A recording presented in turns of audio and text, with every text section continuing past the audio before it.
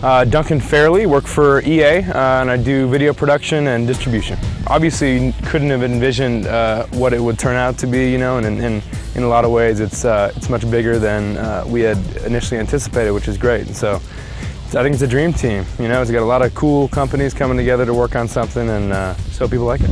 The ranch is crazy. I mean, we'd obviously worked pretty closely with the production company, Boone & Murray, to select the location that fit the game. Wanted to make sure that this was something that spoke to the game and spoke to the story and the setting of the game. So, yeah, that we had seen a ton of pictures and video of the place and it worked closely to make sure it would work for what we needed it to. But coming out here for the first time, yeah, it really blew my mind. So, you know, you're over there in Afghanistan, you're over here in the base. It's something else for sure.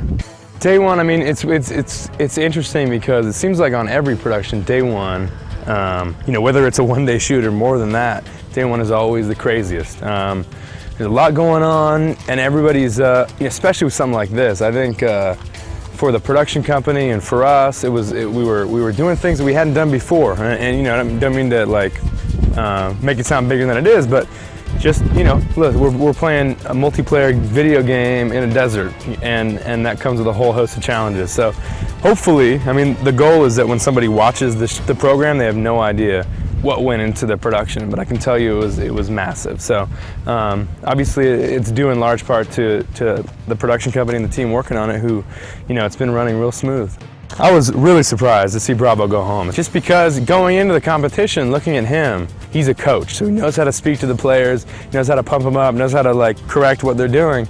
But that early on, you know, he didn't have any chance to really train, so to help Chet kind of improve his game.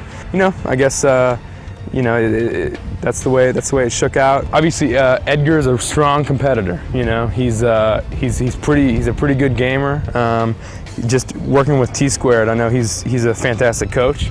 He's really been able to step his skill up even in these couple days. So I think he's obviously he's a big threat to the other contestants. Aya, it's just I wouldn't say she surprised me, because we'd seen some good kind of skill even yesterday. Edgar and Aya are going to be tough to beat.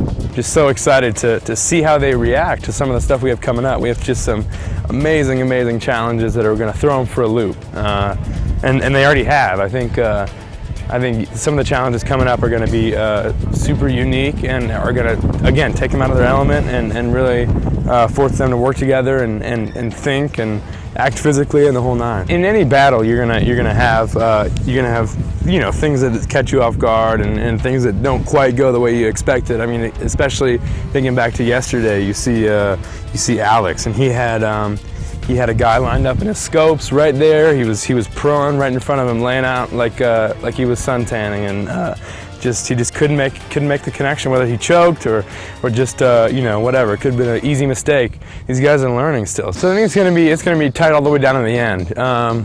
In the end, it's going to be determined by the battles before that and who's going up against each other, and there's a lot of strategy involved on who you want to take out and who you want to go against and all that, based on, you know, who's really talented at the game and who's learning and all that. I honestly think any of these guys, given enough practice and dedication and really wanting to win, can do this. You know, I think from the beginning we wanted to make sure that this is actually doable, teaching somebody how to play the game. So we ran through tests. We wanted to make sure that yes, with enough challenge, with enough dedication and work, you can train somebody to be good at this game. So I think anybody's got a shot at this point.